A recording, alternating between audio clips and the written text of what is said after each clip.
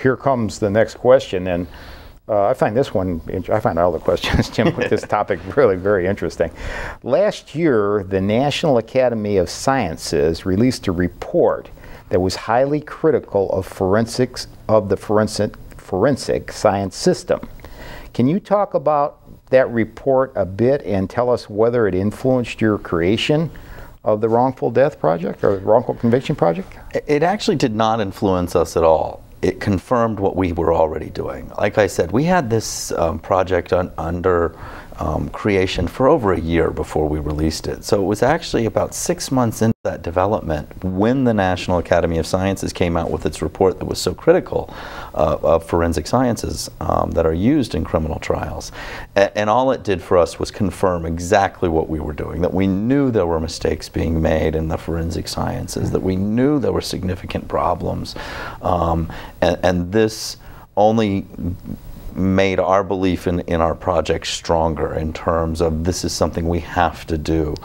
What I didn't know at that point was that Ohio was going to be on the cutting edge of leading a project like this. Yeah. It's my hope that the National Academy of Sciences report will lead to creations of non-DNA projects across the country. The National Academy comes out and it is critical of the forensic science.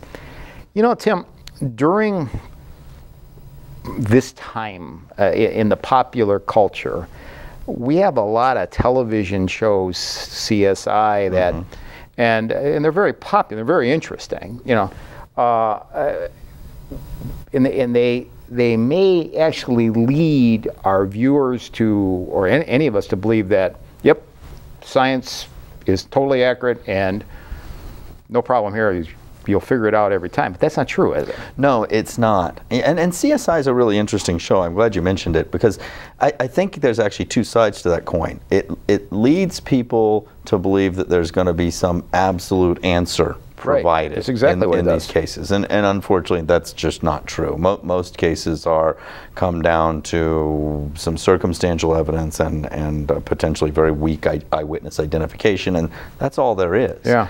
But at the same time, the other side of that coin is it has taught the public what they have a right to expect.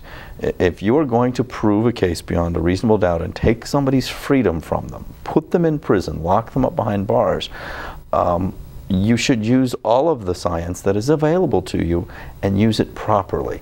The thing about CSI is it shows these very advanced scientific techniques being done properly. The National Academy of Sciences report, one of the greatest flaws with much of the forensic evidence is the human error rate involved, the failure to do double-blind testing. The pressure placed upon the scientists to not be scientists but to be advocates for a conviction instead of standing back and saying, look, the evidence just doesn't prove your case. There's all kinds of public pressure when a heinous crime is committed. There's all kinds of pressure on the police to solve this crime. The police are pressuring the crime lab to come back with some evidence to help them, and more often than not, the horror stories that we hear about out of crime labs are some lab technician who has decided to throw away the science and go down the road of self-made detective or self-made prosecutor who's going to decide the guilt of these cases on their own and give the answers that are needed rather than the answers that science actually provides. And overreaching with the evidence they have, where evidence says that hair follicles are similar, they'll go so far as to say they're the same. Well, you can't say that about hair follicles. It's just not possible. And when you hear that they're similar, people want to believe, oh, that means it must have come from somebody like him. What it means is you have a brown hair and a brown hair. That's as best as it gets. But that's the problem. The National Academy of Sciences was trying to point out that we have put people up on the stand, called them scientists, and then let them testify to very non-scientific results. Okay, that's great. I mean, if we got the right DNA of the right guy, it's whatever. But your point's pretty well made. You know, just because it's there, getting to there makes all the difference in the world. How you get there, who does the testing, how well they follow scientific principles in getting there are so important, and not bowing to the pressure of becoming a partisan player in the justice system, but staying true to the science, and that's where we keep falling down. The National Academy of Science was critical of every single type of science being used, except DNA. And their caveat for DNA was, as long as the DNA tests are being done properly. All the other ones they were very critical of as just beyond sloppy. I think the public has this great belief that fingerprints are much like DNA, that you have unique fingerprints. Well, it depends on what your standard for measuring the match is and who's making the match. There are different standards in different jurisdictions. On any given fingerprint, there are about 120 different unique points of comparison. And you see on CSI, the computer pinpoints the different dots if you watch the show. Well, everybody sets a different standard. Is 8 matches enough? Is it 12 before you can say it's unique? And even when you say something like 12, you have to remember that means there are over 100 they still haven't matched.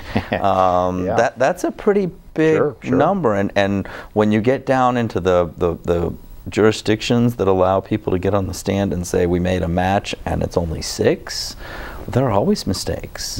Most recently, there was a gentleman being prosecuted for terrorism, for a terrorist act in Spain, who was a lawyer in, I'm going to forget which state it was out of, but he spent some time in jail based upon a fingerprint that everybody swore was an exact match. Finally, somebody took a closer look at it and said, not even close.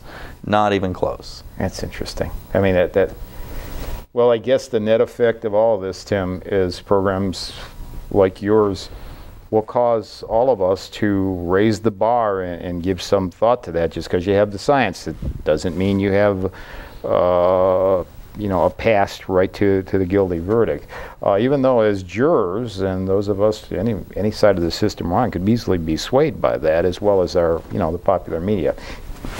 It sounds like some of these problems are about science as much as they are about the law. How will the Wrongful Conviction Project, staffed by lawyers, I assume, get expert advice they need to fully understand the science behind the evidence? It's kind of a mouthful question, but I assume you're getting the drift of what I'm asking here. Absolutely, and I think that probably goes to explaining why we were in the planning stages for almost a year. Not only did we want to put together a screening tool to decide how we were going to choose cases to work on, but we also needed to put together a group of consultants, people who would help us because of the science involvement. So we have already a number of people who agreed to volunteer who are scientists who work in the fields of tool mark examining, which is when you talk about firing a weapon, many people are aware that the spin or in the barrel, the rifling will leave very unique characteristics on a bullet, or the firing pin will leave a very unique characteristic on the back of a shell casing. Well, those are tool mark examiners. There are blood spatter experts. There are arson experts, people who study fire and fire patterns and whether they are naturally caused or accidentally caused or whether they're purposely caused. So your program is encouraging these folks to come to your fold.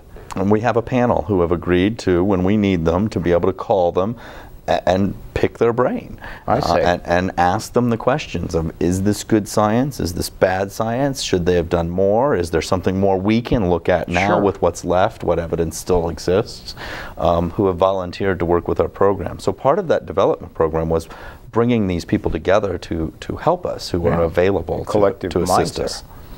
Well, here again, I mean, I don't want to beat a dead horse, but when I first read about the program and I thought about your project and asking you as a guest, I mean, and I'm sure everybody else who read that same article I did said, yep, boy, we got the DNA, here we go. It revolutionized everything.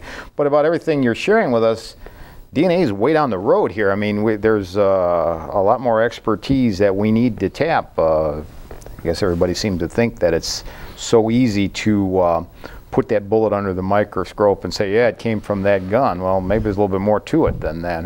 And the scary part is, you've got to remember, as science has gotten better, manufacturing has gotten better. We've gotten much more exact. The reason your tires don't go flat on your car is we've gotten better at making tires. We've gotten much better at making guns, too. There are a couple of reported cases that they cannot identify which gun a bullet came from. In a police shooting, there were 2 officers out of the same rookie class involved in a police shooting.